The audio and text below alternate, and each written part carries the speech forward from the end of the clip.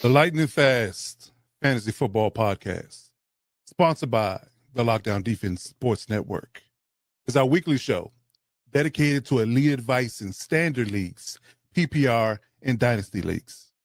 We are not guaranteeing you will win anything by our advice, but if you do, we want our cut.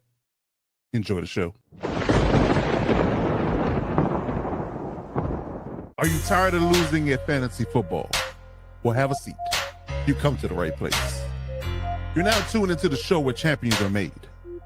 Where speed meets strategy, elite advice, rapid fire analysis, and winning lineups are provided. It all happens faster than Tyreek Hill's 40 time. So strap in. Let's dominate your draft, crush your matchups, and take a ride all the way to that fantasy goal. Right here on the Lightning Fast Fantasy Football Podcast. Let's go.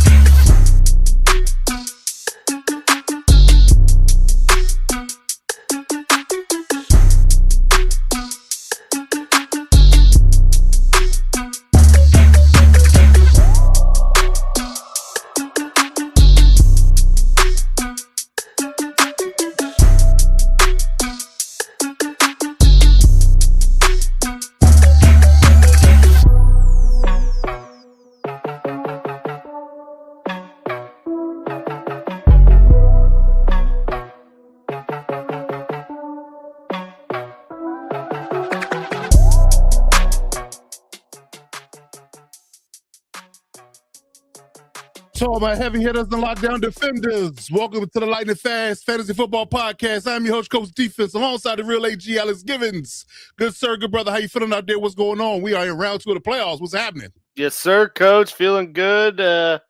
Was partially lucky in my playoff runs. Like I told you, I either went BTA or got BTA. There was no in between. But moving on, and some still in the hunt.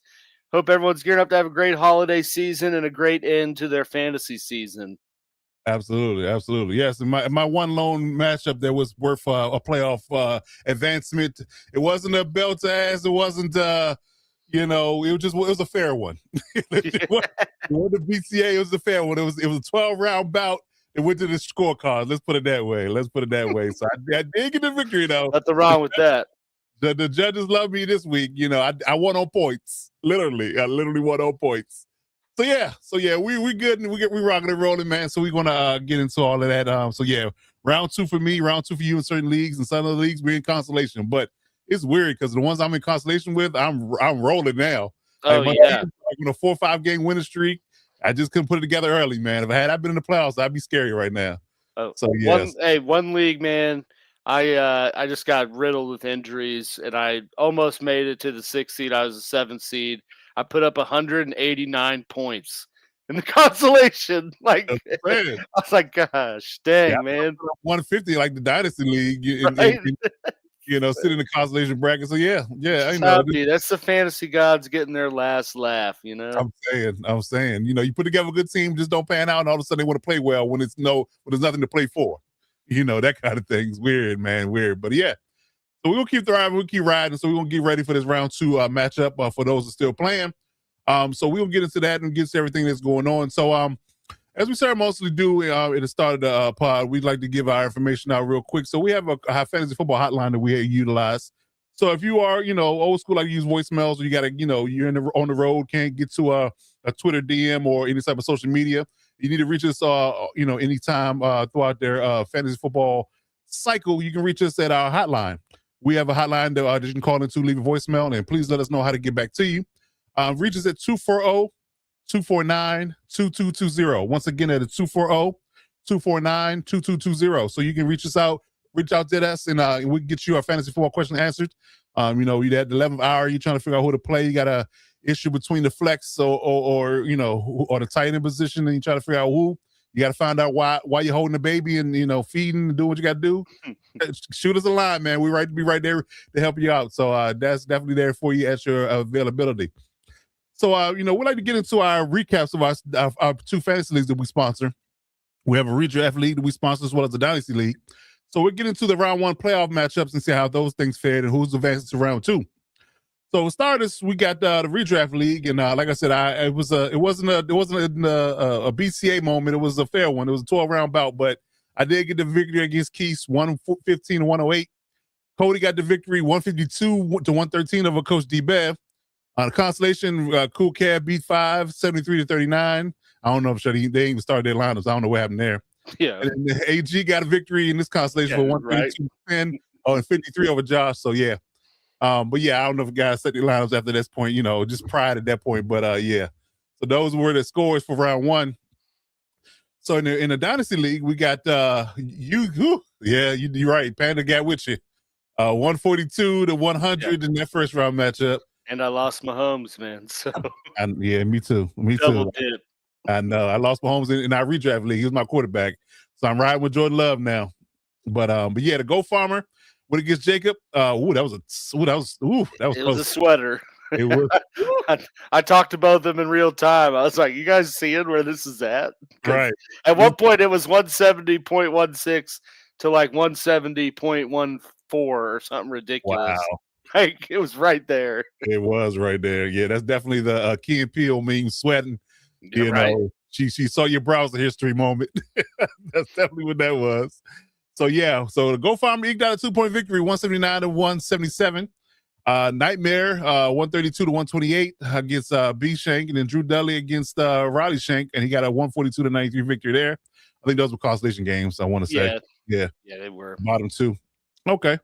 All right, so getting into the playoff bracket and week 16 matchups, who's facing who in round 2. Yeah, that round was a good one. I'll use that again.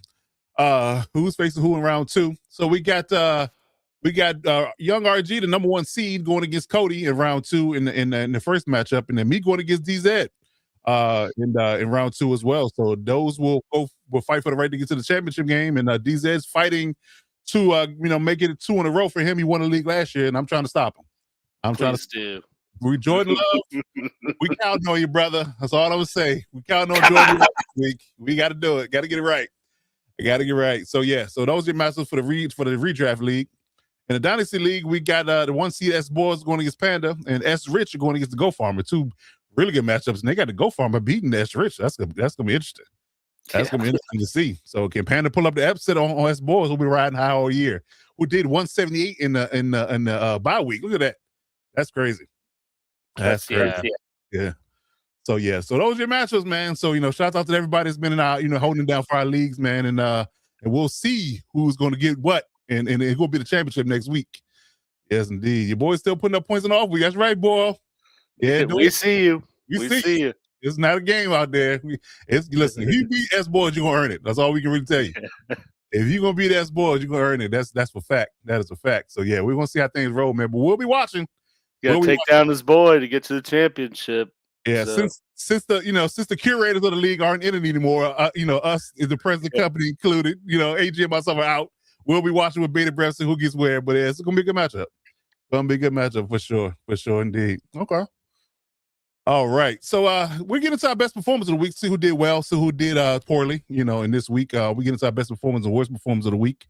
So who won you some games? Taylor, Trevor Lawrence is at the top of this list. His Tyler Lawrence. It's his alternate ego, dude. It is. That's cool. Tyler Lawrence. He's been playing like Taylor Lawrence. He's been playing like Trevor, because Trevor plays very inconsistent football, but Taylor, he plays like an all-star. He plays like a Pro Bowler. So yeah, so we'll get into who won your matchups and who didn't. So starting with Trevor or Taylor Lawrence, what we talking about. A guy told me Tuesday afternoon that he said he faced a guy with Kyle Pitts, Trevor Lawrence, and Travis Etienne all in one lineup. Done. Smoke. Yeah, there ain't no coming back from that. No, not at all.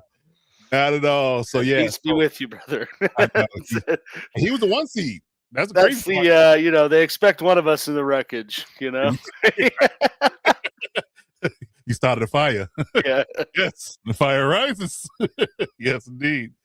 Yes, indeed, man. So yeah, he had to be a sacrificial lamb. He was the 1 seed and got taken down by the 6 seed, which is crazy. But yeah, so at the top of this list this week, Trevor Lawrence with 44.3, just absolutely killing out there on Sunday. Bo Nix with a solid game. I gotta give Bo Nix credit, man. He had a really solid game this week with 29-1. Kirk Cousins of all people, and benefiting from the Kyle Pitts performance, 26.9 on Thursday. Brock Purdy out there is, slinging, the football really heavily. 26.2 for him, and then Jared Goff round out the top 5 with 25.5. So yeah, pretty good line there. Outside of Kirk Cousins, we see some repeat offenders here. It's not bad. Not bad at all. James Cook for the running backs, 30.1 in that Bills matchup. Yeah. And that comeback against the Patriots, that was a good one. Travis Etienne with 30, like we talked about earlier. He was balling and benefiting from Trevor Lawrence's Pro Bowl performance. Travion Henderson, back in the saddle again for us. We've been talking about him all year. So hey, he's doing big things out there. Bust. I know, you're right. I don't know what to say. He's booming right now, though. I'm here for it. So am I. He's booming right now, so we will keep riding the wave. So yeah, Travion Henderson was 29-1. Bijan Robinson was 25-5. There was a lot of points scored for the Falcons in that Thursday night game, by the way. Yeah. Yeah. So then Tyrone Tracy rounded out the top 5 for the running backs with 23.2. So yeah, adding these quarterbacks and running backs, I like to believe that you're playing this week. That's all I can tell you. Yeah, you definitely had a good week, and as you said, that Thursday night game turned into be a boomer. And me, who had the Bucks defense in quite a few leagues, was not here for that. But hey, gave me a -3, so all I can tell you, Yeah. gave me -3. I didn't get negative points by how the leagues I used them in scored, but I only got one. Right. Yeah, man. But yeah, it was a pretty booming week across the board. Even looking at wide receivers, as we said, looking at the games, I think, Coach, you said you thought that Detroit Rams game was either going to be an offensive shootout or a 10-7 game, and we definitely got an offensive shootout, as you can see. Amon-Ra St. Brown was the top performer. He had 34.9 from that game. Really the top 3 from that game. Not ironic enough there, but Puka Nacua as well continued to ball out, even got a little banged up and still returned, and had a pretty uncharacteristic drop. I don't know if you saw that. I did. But he could have had more. I mean, because he was gone. He got that. He was definitely going. He was planning what to do. He got ahead of himself. Yeah, he was trying to do a celebration dance early. I don't know what he was thinking, but he hit his head on the goalpost. That's for sure. Had he caught it. I know. Yeah. He had 23.4. Jameson Williams continued to progress in Detroit as well. 22.9. Nico Collins got on the board very early and kind of let his presence be known all day with 22 flat. And DJ Moore with banged up Rome, banged up Luther. Really only had the only other option there with DJ Moore. He had 20.9 in that crazy touchdown catch. Did you see that thing I sent you? How that catch was like eerily similar to the catch? I'm talking about the 49ers one. It's kind of crazy. Yeah, John Taylor and Joe Montana. Yep, absolutely. Yeah, it's crazy. What they needed was the end zone camera, because they had the end zone camera for the John Taylor one. But yeah, they definitely needed that one for that catch. It would have been and put them side by side, see how close it was. I love to see that.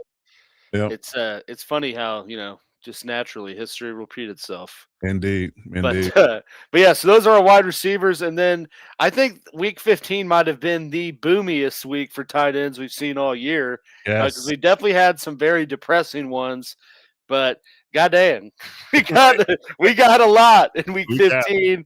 Big dog of the week, Kyle Pitts Sr. with a career game of 40.1 burger on the Bucks. He was basically the whole offense outside of the 25 points Bijan got, but that is crazy. Trey McBride continuing to be unlocked by Jacoby Brissett. He had 31.4. Darren Waller, the unsung hero down in the 305, I guess, with 2 tutties, 22.1. Colby Parkinson, as I noted in the Tuesday sleepers, man's caught 6 touchdowns in 6 games. I'm saying he is quite literally on a heater. Continue to do it. Maybe a little controversial on one of them, but hey, we're here for it in fantasy. 22 points from him, and then Dallas Goedert similarly kind of getting himself on a little cooker. He had 22 points as well. Love it. Yeah, so you would love it or hated that Kobe Parkinson touchdown if you were involved. So if he was on your team, you loved it. You hated it if it would have. I had Stafford, dude, so I was like, yeah, we'll take it. Yes. We'll take it for sure. All right, so defenses, some different interesting names on this list as well. The Baltimore Ravens finally got off the naughty list and got on the board with a top performance of 23 points in their game. The Chicago Bears with 18 following up that. The Eagles was 16 going. Well, they ain't going against the Expected. Raiders. I mean, It's a bye week. right? This is The Char- Bishop Sycamore, basically. right, right. Last chance you out there. Yeah. Yeah.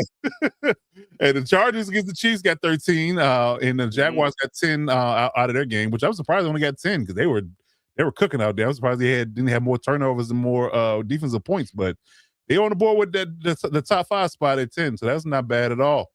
Jason Myers continue to be, a bright spot. Crazy. I think him, Cameron Dick, and Brandon Aubrey are all just repeat offenders on a good list, man. I'm telling you. 24 points from him. Kai Fairbairn with 18. He's getting back to his winning ways. He was up money when they was cooking on offense in Houston a couple years ago. He was the money for a kicker. Brandon Aubrey, although he had a couple of uncharacteristic misses, he still came through with 16. Brandon rush. It's some rushing yards. I know. Fake on the fake, right? Does that count? I don't know. That's an interesting thing to look up. Because I remember that happened. My wife's like, "What the hell? They can do that?" And I was like, "Yeah, it usually never works." Right. You run that Madden, dude, you're getting cooked before that pitch is even completed. You need a hit stick for sure. That is a given. But yeah, sure. I don't know if he got play. Now I'm curious. I'm about to go look if he got we need to know. We need to know. But Brandon Aubrey was 16.6. That might be the 0.6 that he got because normally kickers are even numbers, so that's interesting. But yeah, so Brandon Aubrey was 16. Brandon McMeredith going back to his own stomping grounds in Mile High kicked 16 points, and Blake Groupie for the Colts with 15 in a losing effort, ironically. But yeah, but he was on the list with a 5 spot with 15 points, so not bad at all. All right, so when you got the good, the players, you always got to talk about the bad as well. Those players just want to make you say, "You're killing me, Smalls." You're killing me, Smalls. So who are the naughty guys and probably sent you home for week 1 of the playoffs? We got to talk about them. So yeah, some uncharacteristic names on this list as well. Burrow was 7.5, very uncharacteristic from him. Being the top guy, the best of the worst, I guess you can say, was 7.5. Old man Rivers coming off the retirement couch is 7.3. Shador Sanders coming off a good game last week had a stinker this week with a 6.5. Kenny Pickett with 2.3 for the Raiders, and then Tanner McKee from the Eagles with 2.2. I think that was a mop-up duty, but that was a JV squad getting out. Yeah, exactly. There. Yeah. So they were mopping up the Raiders. So it is what it is in that space. But yeah, so you got Tanner McKee or whoever at the 5 spot. It really don't matter. Indeed. The running backs, you got Jalen Warren with 6.3. Ashton Genty, a repeat offender on this list. I'm telling you, man, he's been on this list way too much to be a top. Was he top 10 pick, top 6 pick? Oh, first round for sure. I think I took him in one league. The one league I have him in, I think I took him like 6th. See, yeah, that's a very, very disappointing pick rough for most people because he's been on the list way too often on the naughty list. And Breece Hall too, man. I'm looking for him to have a fresh start in 26 because him been on the Jets right now is not good for his career, and he's not stuff like running backs. Yeah, running backs don't have a long shelf like wide receivers, so he needs to get on the team and do well now because you wasting that quite time. Literally, if you think about it, the last person to have a solid career with the Jets has got to be Curtis Martin. Did Chris Ivory have 1,000 yards one year? I mean, but like a solid career, be around for a while. Chris Ivory had they've had some flash in the pans, Ivory, Crowell, Brandon Marshall one year, I guess, but he quite literally might be the only Jet in recent history to have a good relevant career for a while. Right, be there more than 1 year and have a good year. It is. He was a beast. Yeah, he was. So yeah, Breece Hall, another stinger, 4.7. Yeah. Quishon Judkins, who we praised highly on a lot throughout the season, 3.2 in that regard. Don't know what's going on there. And Kenneth Walker with 2.4. He's another one. Jack Charbonnet's getting on the love. He can't seem to score anything. So that's a problem, too, for people that's in Seattle backfield. So I did put Kenneth Walker on my fade playoff matchups last week. You did, and it definitely panned out. Just saying. I mean, we know a thing or 3. I'm saying, Coach, maybe early. Early, but we're not wrong. Yeah. That's for sure. That is for sure. So yeah, tell us about these wide receivers and tight ends who are on the bad list. Yeah, man. It like you said, there was some for the big highs we had some huge stinking lows. Oh, yeah. That's for sure. Not too many repeat offenders, but definitely some upsetting performances, especially in the playoffs. Jalen Waddle, best of the worst with 3.6. That's abysmal. Kayshon Boutte, who many were maybe hoping would start picking things up in New England, 3.5 for him. T-Mac, I know that one hurt me, probably hurt you a little too, It Coach. did. It did. And what looked like a juicy matchup, he had 3.5, just rough all around. Jerry Jeudy, just another guy is what Judy is, man. Just hangs around, Yep. rips into his QBs, and has one good week a year, And That it was part. not week 15. He had 3.2 in that outing. And then, man, just the perennial disappointment for 2025, man. Like Justin Jefferson, for whatever reason, just cannot get it going with McCarthy. And he had 3.2 in that game, in that, again, juicy matchup against Dallas. So, if the writing's not on the wall that Justin Jefferson's not going to figure it out for the rest of the year No. after that Dallas game, Yeah, I might think it's start calling y'all blind. right. If you started him just for the fact that he's good, then you just gotta. Yeah, You you're starting just, off a name peel alone at this point. that's exactly what it is. You That's got exactly. to close the yearbook on the last few years. There you go. Right. That's Get it. current. Get current. Yeah, man. But yeah, so that was our wide receivers, tight ends, kind of the same theme, man. Big boomers and huge lows, but a lot of repeat offenders on here. Probably the most disappointing one has to be Brenton Strange, guy we praised up quite a bit these last few weeks. And then it's, I think, just a little disheartening to see, him get 3.1 when Jacksonville's offense was so good. That's not a great sign for the rest of the season. Mark Andrews, very touchdown dependent guy now these days. He had 2.8. Jake Ferguson, kind of in the same boat, had a big start to the year, is now very reliant on getting the tutty here and there. He had 0.6. Hunter Henry, 2.3. And then Evan Ingram, our tight end version of perennial disappointment. A lot of preseason hype, a whole lot of regular season blunder with him. He had 1.7. Right. If you had to say, like real quick, what running back? Because I think I kind of know the answer at this point. What running back in wide receiver just went really high in the draft, first or early second round, it just didn't pan out in your mind? I mean, Marvin Harrison Jr. for sure. Do you think Or he went Brian Thomas Jr. Yeah, I would think Brian Thomas Jr. went early. Do you think Marvin Harrison Jr. went early in the first? I think second round, probably. Yeah, I mean, yeah. but I'd have to say out of, Yeah, it's still Justin Jefferson for me. Yeah. Oh yeah. Yeah. I mean, outside of him, yeah, he's the most disappointing one, and then I think it's got to be either AJ Brown or Brian Thomas Jr. Those guys went early as hell. They did, and I think as just to your point, went early. In a lot of drafts, people that went running back first round for sure. I mean, he was up there, man. And then I think you got to say probably running back. Might have to be Saquon just from where he went. Point, that fall off, I mean, he was top 1-2 pick, and you got, like we hyped up McCaffrey last week, who's on this absolute tear, and he was like second round, maybe even later. It's just he's struggling now, but Jonathan Taylor was a lower round pick, and he was balling for the most of the season. Yeah. So how fickle it is in fantasy football is all we can really say. Oh yeah. Man, okay. What are the defenses? We got a few negatives here, like I talked about earlier, but it was some bad ones here. The Detroit Lions was 0, the Rams was 0, -1 with the Cardinals, Patriots -2, Jets -2. Now the Patriots I can see probably starting, the Rams defense and Lions maybe, but I wouldn't touch the Cardinals or the Jets defense with a 10-foot pole. So if you you were forced to start them, you just didn't care. Yeah, you're definitely in the toilet bowl brackets. That's for sure. That's the kind of decisions you're faced with. Indeed. Indeed. So the kickers weren't much better. Matt Prater, Buffalo, 5 points. Will Lutz. Whatever happened to Tyler Bass? Like, he just didn't play at all this year. They put him on IR, thinking he was gonna come back, and he just never came back. But Matt Prater with 5, Will Lutz with 4, Chris Boswell, our characteristic 4, Young Way Cool 3 and got released. He went from 3-and-R, dude.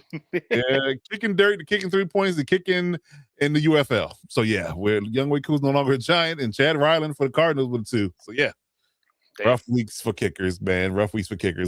Some teams are doing well. Buffalo, Denver, and Pittsburgh are all doing well. So that's interesting to see that kickers weren't doing much. Yeah, Will Lutz has been bad like all year too. I know. And Sean Payton traded for that dude. Remember, he was in New Orleans. I know. Yeah, that's crazy. They win it despite him. So hey, I mean, he's been bad from a fantasy perspective. I've definitely seen him hit a few game winner and field goals for him, but it's been like that was like his only kick of the whole damn day. Yeah, right. It's like, yeah. If you had to do Will Lutz as your kicker, you just pissed off. Yeah, that's for sure. That's for sure. But all right, that's your best performance, worst performance of the week. So hopefully it'll get better in round 2 if you made it that far. So we'll see how things roll. Beginning to our next segment, the replacements, injury updates, and roster moves. We're going to give you a complete update on who's injured and who you can replace them with this week. If you need some replacements, clearly us Patrick Mahomes owners got to figure out what we're going to do at quarterback here. Yeah. We didn't have a backup already ready in the tuck. But yeah, so we're going to talk about him and a bunch of other injuries. We'll get into that, and we'll tell you exactly who you should replace him with in round 2 of the playoffs. So starting with the quarterbacks, Jaden Daniels, who they just shut down for the year completely. He's not going to play anymore this year with his arm. There's no new injury that's just been caused with him, so he's not going to play anymore this year. Saw that coming. Yeah, I know, right? So you're going to get Marcus Mariota from here on out in that space. Of course, Patrick Mahomes' injury with his ACL, he's out for the year now. So he's definitely a blow to our teams and as much of other ones as well. Justin Herbert is on the questionable list, for the entirety of the season with a broken hand repair. So he's still playing. He practiced 4 today, so it's no real big deal there. Outside of he still has that, pin and screw in his left hand, non-throwing. Geno Smith with his shoulder, and he's still questionable. Pete Carroll did say today he expects him back, but it's a dice roll. We don't know. But again, if you're choosing between Geno Smith and as a quarterback, then I don't know. Yeah. Tyrod Taylor, another one. Him and Justin Fields both banged up. I think they already said Brady Cook's going to start, so those 2 are both out. And Riley Leonard is still on the injury list, but I think Phillip Rivers is going to be starting again this week, so that really doesn't matter there. So Riley Leonard is technically still hurt with his knee issue. So those are your quarterbacks that are banged up. Running backs, we got Alvin Kamara, and actually in breaking news, Devin Neal is also injured as well. I think both of them are already out. Yeah, completely out. So Alvin Kamara or Devin Neal will no longer be playing this week. Woody Marks is questionable with his ankle. I think there's a 50-50 chance that he's going to play. Same thing with Nick Chubb with his ribs. That's going to be an ongoing pain management thing for him. So those 2 backs out of Houston.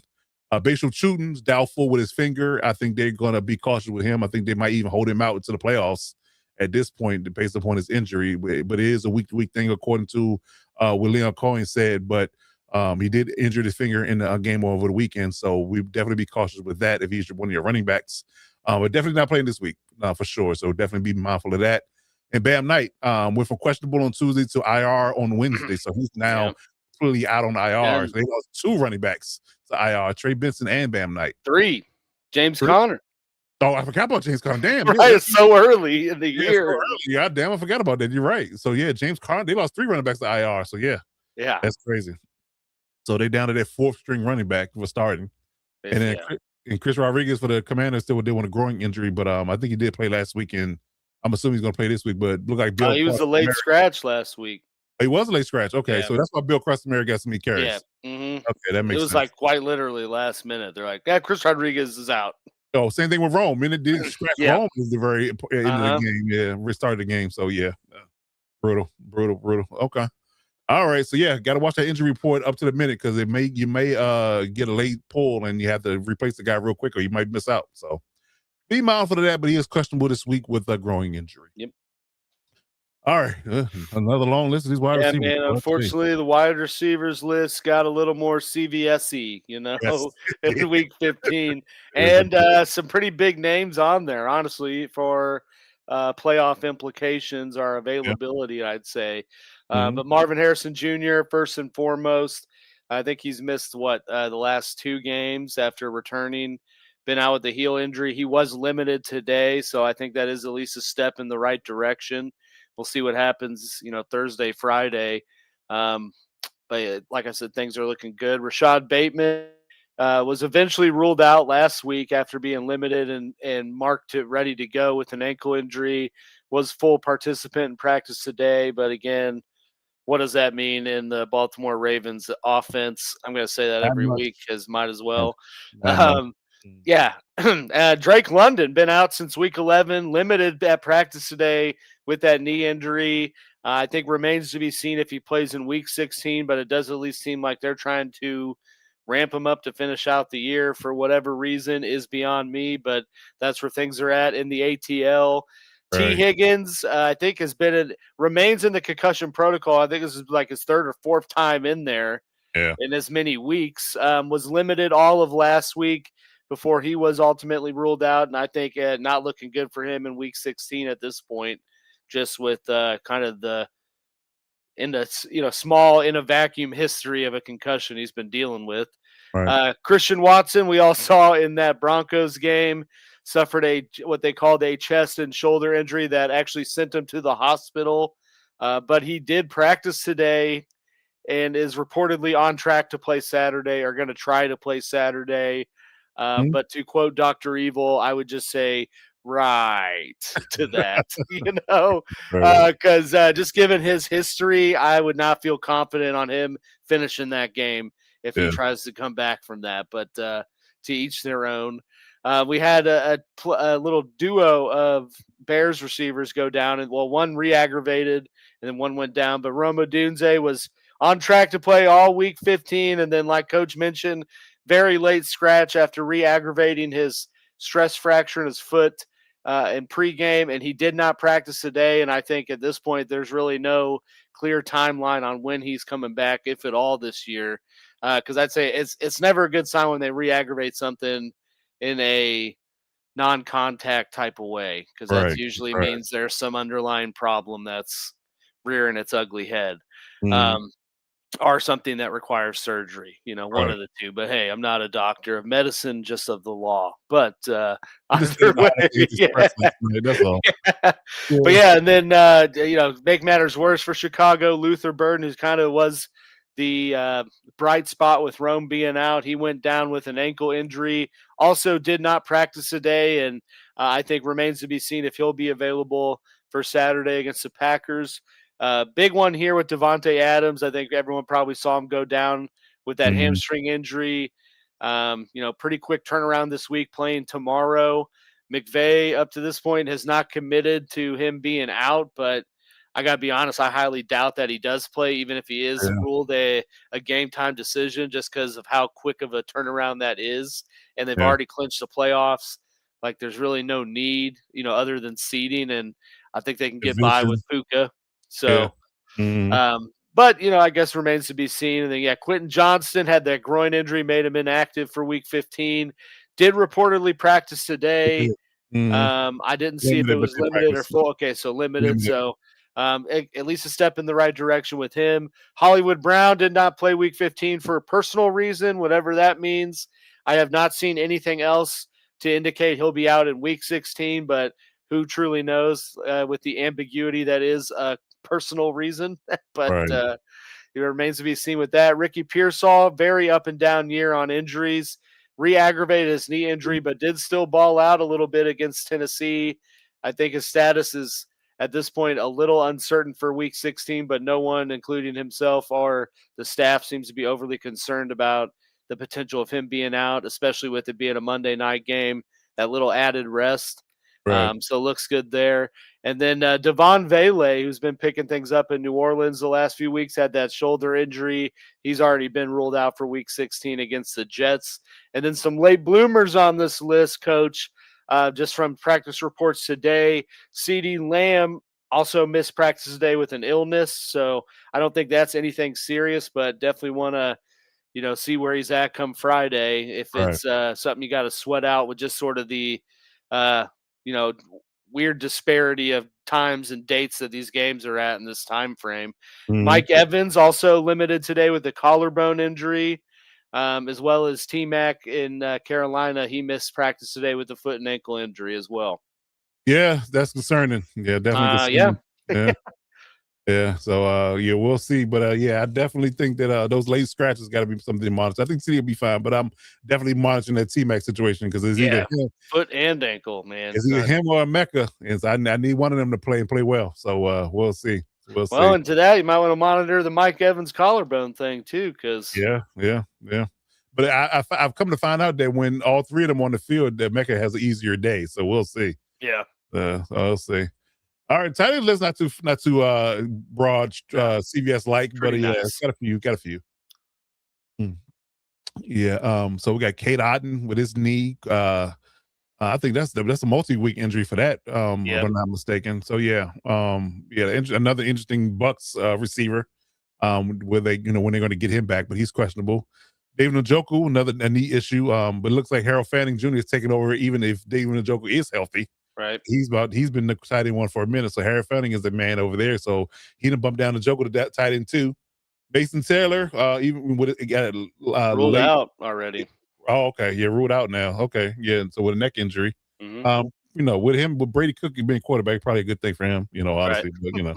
But and then Noah Fant, for the Bengals, ankle injury in that game. So he's questionable as well. But he's tight end too. So but we know that Burrow has an affinity throwing his wide receivers anyway. So tight ends I love. But it's something to monitor, nonetheless. All right, so talking about the injury guys, let's talk about some replacements. Who you going to get these guys replaced with in their league, in your league this week to hopefully win your week 2 matchup in the playoffs. So, ironically enough, CJ Stroud is only rostered in 61% of leagues so far, and he's been playing well. He had a really good game last week on Sunday, so he seemed to be rounding into form that we saw a couple of years ago. Bryce Young is only rostered in 21% of leagues going against the Buccaneers this week, so that'll be interesting. He's a good ad. And quiet as kept, say what you want to say about the Saints, but Tyler Shuck's been playing well in the last 3 weeks. He's only rostered in 11% of the league, so he's an interesting ad if you need a quarterback. If you're in that Patrick Mahomes realm and the waiver wire spit clean, you got to spin the dice. Why not? What you got to lose, and he might just end up having a good game. So he's rushing, he's throwing. He seemed to be comfortable now in that offense with Kellen Moore. So they might have something there. So we'll see. But I think he's a decent ad. Running backs, Blake Corum is ramping up more and more touches week to week. So he's only rostered in 43% of leagues. So he's a good ad as a maybe a flex running back. Michael Carter, he's only rostered in 8% of leagues, ironically enough. So he's could be another good ad as a running back. What that room is at this point, you might be grasping at straws, but he's only rostered in 8% of leagues if you have a deep league and all the running backs are taken. And interesting one here, 1% rostered in J-Jar Jordan. He's the third string running back for the Houston Texans. With the question marks with Woody Mark and Nick Chubb, if you're desperate for a running back and he end up being a starter because they'll both be ruled out, that is a sneaky ad. It's a bit of a reach, but it's a sneak. If you got an injury that you kind of hadn't anticipated and your running back is out. Take that for what you will. But if he does end up starting, monitor that game closely. If he does end up starting, and because the other two are ruled out, he's going to be the one person getting all the touches. So he will definitely generate some points for you. So there's a sneaky ad there. So we'll see how things roll. But yeah, those 6 guys should be decent ads. I'm definitely liking what CJ should bring. I think Tyler Shuck is a sneaky one, as well as J-Jar. If J-Jar is a sneaky one too, if the other two guys don't play. CJ's got the Raiders this week too. So I know. That's what I'm saying. He got a juicy matchup. Pretty good. Yeah.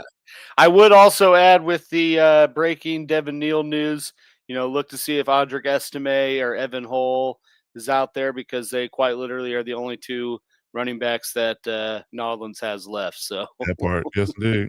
Yes, indeed. But yeah, so for wide receivers, we got Jaden Reed kind of picking up roster ownership a little bit since returning, but guy noted been really averaging almost 10 fantasy points a game since he came back. Christian Watson might be out with the quick turnaround, so feel good about him. We'll scratch out Devon Valet because he was ruled out. Yeah, that was pretty quick. But I will put in there another New Orleans wide receiver in Mason Tipton, because there is not going to be any other options. So it will be Olave or Tipton, and Tipton has performed a little bit in the past. So maybe with the extra targets, extra looks, kind of being the de facto wide receiver too, he might produce. We got Darius Slayton as well with the Giants, a decent matchup against Minnesota, and he's getting involved in the passing game, and they're giving him deep looks. And like I said in our Tuesday video, but for his stone hands, he would have had a touchdown and another big gain. So, right. We'll see if he can turn it around there, but at least has a decent matchup and a decent involvement in his offense. You could also look at Kayshon Boutte if he's out there, just because they are playing the Ravens defense. that really has only turned things around against the Bengals, who are just in a more dumpster fire state than they are. But the Ravens defense as a whole is pretty vulnerable to the deep pass this year. So could see something there with Booty. For tight ends, we got Darren Waller, who is questionable today, are questionable and was not practicing today, but it was classified as rest Right. / knee. So don't feel too bad about that. He's got a pretty good matchup and just is involved in that Miami offense because there's not many other options. But maybe have a little reservation with that now, given that Tua was benched, and we do not know what Quinn Ewers is going to do, No. what they're going to do with him. But tight end options are scarce nonetheless. So if you feel good about it, are desperate enough, it's not a bad play. Colby Parkinson, like I mentioned, quite literally on a heater, 6 straight games with 6 touchdowns. Big NFC West matchup against Seattle. Maybe no Devontae, so might see more production from him. Colson Loveland in Chicago. If Roman and Luther Burden are down, they're going to go through Loveland even more than they've already kind of been doing. Outside of that run game, he gets a lot of looks based off of play actions off of those. So feel good about him. You could also look at Dalton Schultz, again, going against the Raiders. Pretty solid tight end 1 production lately, so could feel good with him as well. I like it. Okay. Good stuff. So yeah, that was your replacement, guys. Again, we're getting down to nitty gritty end of the season. Slim pickings. Yeah. So just gotta hopefully pick one and ride the hot hand. That's all we can really say. So those are your guys. So hopefully one of those guys will pan out for you if you do have an injury at some positions that you experienced last week. All right, so I get into real quick talking about the playoff matchups. We give a quick overview of what the playoff matchups look like. AFC matchups for week 16 and 17, the next 2 weeks, who's facing who.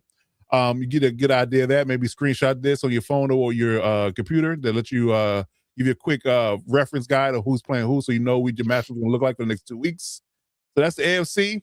This is the NFC. And your matchups as well for the next 2 weeks. So it should be good matchups, some primo matchups here. So you want to screenshot that as well, please do so at your leisure. And for teams that have premium matchups throughout the entirety of the playoffs, we're going to revisit this list that we covered a few weeks ago. We think Houston Texans, like we said, they plays the Raiders this week. So they got primo matchups. The Buccaneers got to play the Panthers twice in that space this week and the last week of the season. So those are primo matchups. Eagles got primo matchups. Got the Commanders in a couple of times throughout that. The Cardinals got primo matchups. The Giants, as well as the 49ers, all have primo matchups in the entirety of the playoffs. So if you got players on any of these teams, they definitely should play well for you going down the stretch for your fantasy matchups in the next 2 weeks. So yeah, we'll see how things roll. But we'd like these teams, all 6 of these teams, to have really good matchups. And if you got any of these players, play them and rest well. Play them and rest well. So we're getting to our new our segment from last week called Love It or Hate It. So we got guys that we feel like we did in week 1 that were really good matchups and a lot of them panned out. So we're going to do it again.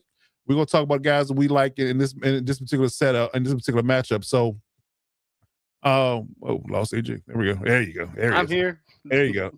So we're going to talk about guys that we love for week 2 of the playoffs, week 16. So for the guys that we love in this particular set, we got Jalen Hurts and Jared Goff. Jalen Hurts is going against the Commanders, and Jared Goff is going against Pittsburgh. So for me, I think Jalen Hurts should, but the Commanders' defense is just not up to speed, and they don't have much to play for. So I would like to believe that another good offensive performance building off that Raiders win is going to be another good week for Jalen Hurts in that matchup. Running, throwing, tush pushing. It's going to be a lot of points scored from Jalen Hurts. For my money, then we got Jared Goff, AG for Pittsburgh. You think what is this game in Detroit? Yep. Yeah. Okay. You get Prime at home in the Dome Golf. I like that Prime in the Dome. at home in the Dome Golf. In the Dome. Detroit can't really lose any more games. He just had a big game against, his old team with the Rams. Had almost 350 passing yards, 3 touchdowns. He's had at least 21 fantasy points in 3 of his last 4 games. And Pittsburgh, their defense is pretty vulnerable to QBs, at least from a fantasy perspective. They're within the top 10 of points given up to that position. So I like it. Good. Yeah, checks all the boxes. Let's put it that way. That part. Yeah, I like that. Okay. So for running backs, we got Bijan Robinson against the Cardinals. I think a whole lot of explanation don't need to be given there. Yeah. They give up a ton of yards on the ground to every running back, and I think Bijan, being the special back that he is, should have another special week. I think it'll build on that performance from last week against the Buccaneers, have another solid week for the Cardinals for sure. So that Tyrone Tracy matchup is juicy because he had a really good game last week. I mean, hey, I kind of dove into a little bit. One, because he helped me in one league and then did me really dirty in another playoff matchup. And I was like, how could this happen? And looking back, and the 3 games that he's played with their new interim coach Kafka, I mean, he scored at least 16 points, PPR points, in all 3 of those games. Nice. Just had his best game, week 15, touchdowns, both rushing and receiving. And Minnesota is not the easiest of matchups, but 2 of those games I noted where he scored at least 16 points, he went against Detroit's rushing defense, which is pretty solid, as well as Green Bay's with Micah, and still had those outings. So I feel good about his matchup against Minnesota, especially just because they've been a little vulnerable lately to the running back position for fantasy. I like it. Okay, good stuff. Good stuff. All right. So for wide receivers, I think again another self-explanatory moment. But Nico Collins versus the Raiders. He got on the board early and often last week, and I think he's going to continue this week. Clearly, he's CJ Stroud's number 1 guy, and I think he's going to just torch the Raiders secondary and have a field day against them in this matchup as they're on the heater. And he should get a lot more bites at the apple because again, that defense is stellar, might be the best in the league. So the Raiders probably won't do be playing a whole lot of offense. So they're going to be playing. Houston's going to get a lot of snaps on offense, a lot of plays. So that should be bode well for Nico getting a lot of touches and a lot of touchdowns, hopefully. I think Nico Collins does well with the Raiders this week in week 16. Yeah, 100% agree with that one. I got your boy Lad McConkey, man. You guys know, hey, had a bad week in week 15 against the Chiefs, division rival. Kind of been on a little bit of a skid, but you guys know how bad this Cowboys secondary is. You know how much I have been dumping on them all year.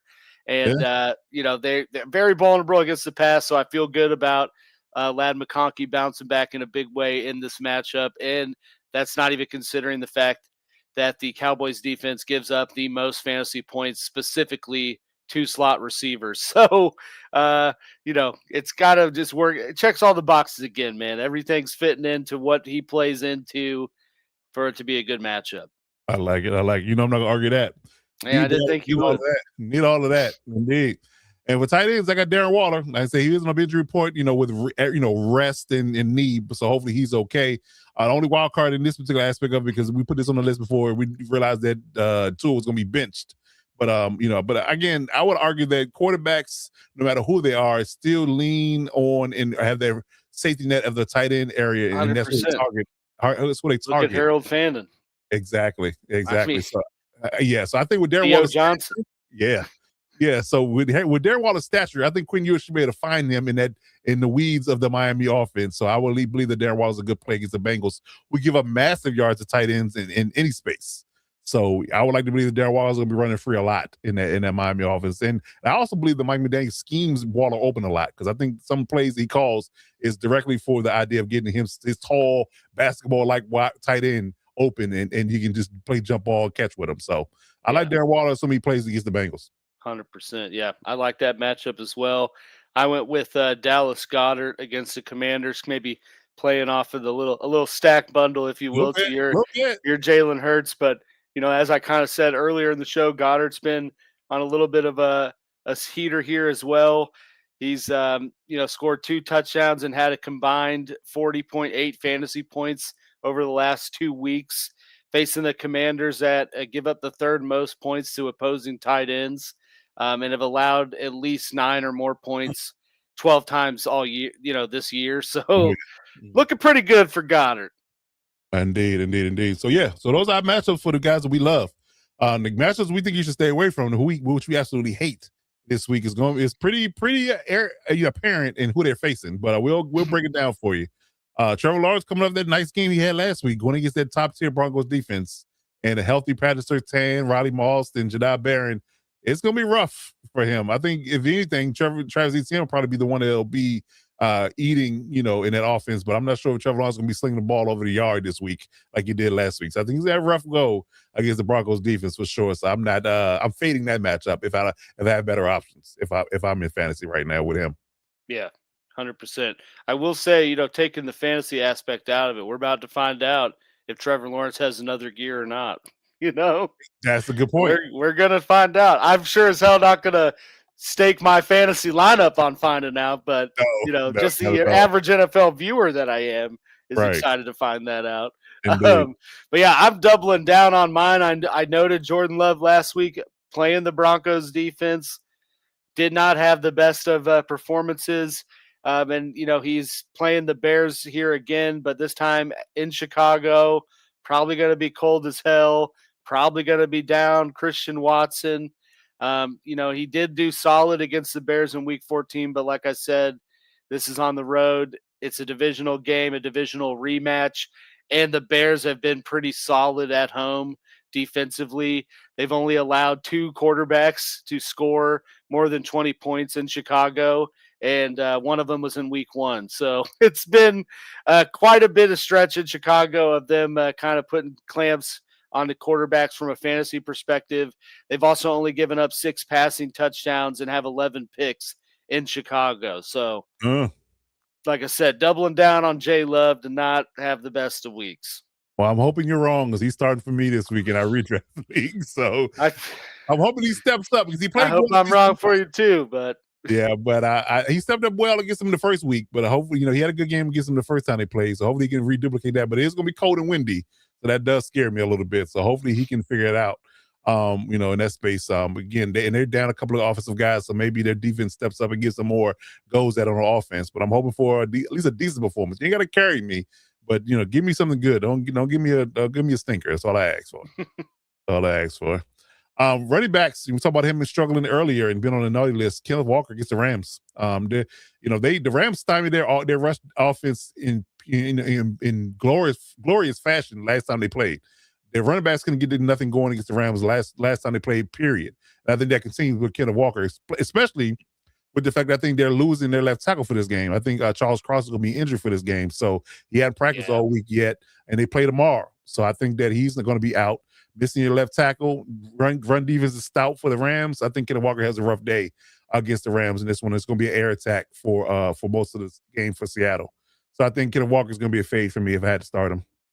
Yeah, 100% on K Walker. Just with the timeshare he's in with Charbonnet, man. Oh yeah. But yeah, to your point of talking about the Houston matchups and liking them, facing the Raiders.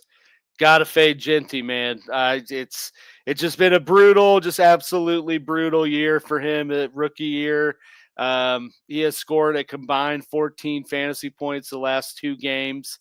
Wow. Offense was just shut out by the Eagles. I think you got to be. I think at this point, yeah, 100. If they're not, man, that's an L for the Houston Texans. Yeah, I know, a little mental L. Right. But I think at this point, and I'll kind of have the similar theme for my next one. But I think at this point, you gotta, take the pride out of where you took someone and understand what they're giving you from a fantasy production standpoint, and sit Genty against a dominant Houston Texans defense. I imagine the Raiders are going to get into a very negative game script very quickly. So it's just not a good recipe for success for Genty this week. Yeah, you're not wrong there. Again, that's some great advice that you just gave. Sometimes you got to take the name recognition and where they were drafted out of it. Kind of like people giving these first round picks goes at it, and give them 4 and 5 and 6 chances to be good, and they're just not good pros. Sometimes you just got to sit them down. So I definitely agree with you there. Call a spade a spade, Got to do it, man. Sometimes you got to do it, especially for your playoff life. Yes. It's one thing to lose the matchup in the regular season, but it's another thing to lose a win and go home scenario because you're being proud. So yeah, sometimes you just got to do what you got to do. In similar fashion for the wide receiver, Terry McLaurin versus the Eagles, that secondary and that pass rush is going to be too much for Mariota, in my opinion. I don't think Terry McLaurin has a good day. In all honesty, it's going to be cold and frigid up here in Washington too, as well. Yeah, I'm not sure if it's going to be a good one. He might not even be in the game by the second half if it gets out of hand. So, with his legs being brittle all throughout the season, I would err on the side of caution that we're losing bad. So, I wouldn't expect much from Terry McLaurin at all this particular go ahead with the Eagles. Yeah. which pains me. I like Scary T, and I put him on my primo matchups last week, which you did do good, but You did. don't like the. I agree with you in that Eagles matchup, just not good. But No. as I was saying, man, you got to take the pride out on some players sometimes, and that same vein could be said with Jay Jefferson here. Like I said, I mean, he obviously has the talent, like that is Yeah. undeniable. But just for whatever reason, he cannot I get think any McCarthy, chemistry man. going with JJ. Yeah, I Yeah, mean, like I said on the show before, I used to think that Jefferson was QB proof, and he quite literally was up to this year. And I don't know what it is. Even when McCarthy looks good, like he did decently against the Cowboys, Jefferson's not reaping from that. So I think there was one touchdown that got called back, it but did. outside of Yeah. that, it's just, I mean, he's not producing. He has scored under 5 fantasy points in 3 straight games. So again, we got to call a spade a spade. I know maybe the matchup looks a little lucrative, but if he's not getting points against the Dallas Cowboys secondary, it's hard to put faith in him getting points against anyone else. Agreed. Yeah. I mean, and if anything, McCarthy will find Naylor, he'll find Addison, he'll find his backs on the backfield. He even found Yeah, Hawkinson, but yeah. just won't find JJ for some reason. They just can't see the connect, which is weird. But yeah, but that's definitely a situation where you just have to, take the pride, put the pride aside, and just start a better guy because Jefferson's not gonna get you much. And from tight end perspective, Brock Bowers, well, first of all, the Texans don't give up yards to tight ends, period. So I think that with them having a backup quarterback potentially, whatever Geno does or doesn't do, I'm going against that Texans defense is not going to be a recipe for Brock to have a good day. It's going to be nice, a nice hard-nosed physical game as well. So I don't think that Brock Bowers is going to have a good day against the Texans, me personally. So yeah, I would definitely fade Brock Bowers. I know, again, another guy you probably took high. I know some guys took him in the first round. Hell yeah. Back into the first round. So yeah, I just got to be, got to be honest about yourself. And if you got a better tight end, which is feast or famine at this particular point in the year, they're really good or really bad. But I don't think Brock Bowers has a good day against the Texans if he's starting them. That's just my personal opinion. No, yeah, I could see that too. And kind of similar vein with Ty Warren, man. I mean, he's kind of been somewhat of an unsung fantasy hero all year, just probably based on where he was drafted and what you're getting out of him or got out of him. But I think just the recent games he's played in the state of the Colts kind of raised some flags with it. He's failed to score double-digit points in 3 of his last 4 games. He scored a combined 8.6 points in the last 2 weeks.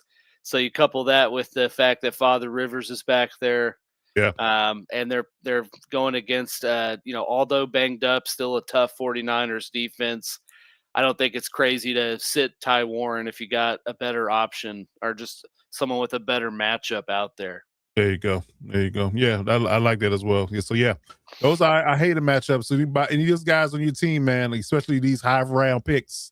Even for me with Jordan Love, I'm kind of hedging it like do I need to pick up a backup or something like that. But yeah, so they definitely should have some rough weeks, especially for your high round picks here. So be mindful of these matchups, and hopefully you can replace them with guys that are going to be productive for you and get a W. Because it's just about winning at this point. It's not about style. It's not about looking pretty. You rather win ugly or lose pretty, right? That's the mantra, right? Well, no, you win ugly and not lose pretty. That's the whole. Yeah, there you go.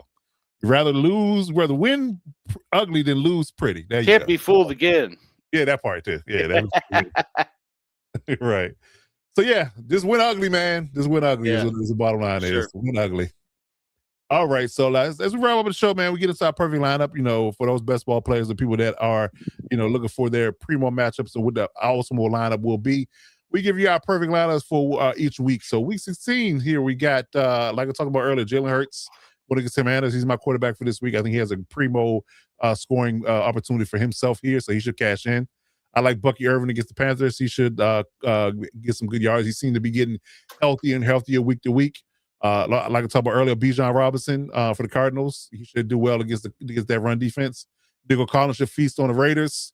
Michael Wilson, assuming Marvin Harrison stays on the sidelines, he's been putting up primo points in mop-up duty in a lot of garbage time, but he's been putting up double-digit points for the last 2 weeks. So I like that. Talked about Darren Waller earlier. I like his matchup against the Bengals, assuming he plays. I like Amon-Ra St. Brown, to your point, Jared Goff, kind of doubling down on that. Going against that Steelers secondary. I like that. Love the Houston Texans defense against the Raiders, clearly. That's definitely a big matchup. Gotta have that. And then Cameron Dicker going against the Cowboys. I think that he's been double-digit friendly for the last 2 to 3 weeks for sure. Some 20-pointers in there. So who don't want that from their kicker? You get a 20, 25-point outing from your kicker, right? So we're not bad there. So yeah, I think any of those guys in those matchups, I think they should have a good week for sure. So any of those guys you have on your team, you should start them and live to fight another day in a championship. That's all I can tell you. All right, AG, who you got on your side of the ball? Yeah, man, I am with some spicy ones as always, but I got Joe Burrow going against the Miami Dolphins. Bengals have made it clear that Burrow's playing the rest of the season. They just had a very embarrassing game. I got to think that they're going to pull out all the stops to, in the season on a high note. They're playing the Miami defense that I think is pretty average in the secondary, but, decently vulnerable at times. I mean, they just let Aaron Rodgers cook them for almost 230 and 2 touchdowns. Yep. So, not to mention that they're going through a QB change themselves. It could be a good day for the Bengals, or I think it's going to be. I got Jonathan Taylor going against the 49ers. I think he tries to kind of flip the narrative that's happened with him the past few weeks. We saw with Phillip Rivers, they're going to give him the ball. I mean, he had 28 total touches in the game and did pretty decent against a Seattle defense that is definitely more elite than the 49ers. So I feel good about him to pop off against them, whether they win or not. I think he gets his due from a fantasy perspective. I like Rico Dowdle against the Bucks. He started to play a little bit more, even with Hubbard coming back into the mix. He is facing a Bucks defense that's pretty bad against the run. Honestly, they've allowed opposing running backs in 11 games to score 15 or more points. So I feel pretty good about Rico. You guys know I like to stack bundles, so I'm going with Jamar Chase. Even with the Bengals getting shut out last week, he still had 10 catches, 132 yards, but no touchdown, which really screwed me on a parlay, but it is what it is. Like I said, the Dolphins have been pretty average against the pass, but I don't think they have anyone that can match up to Chase individually to contain him. So I feel good about him. You guys already talked about it. Love your boy Ladd against the Dallas Cowboys. I have quite literally put whoever is facing the Cowboys this week, I've put them in my perfect lineup, within reason. And it's popped off pretty well all year. So feel good about Ladd. I got tight end. I got Kyle Pitts. Pretty much straight up, I am ready to be hurt again. Invited to the Pitts faith, but I think this time it might be justifiable faith. He just had a career game, 3 touchdowns, 40-plus points. Fun, interesting fact from that game. I just thought this is too funny to not share.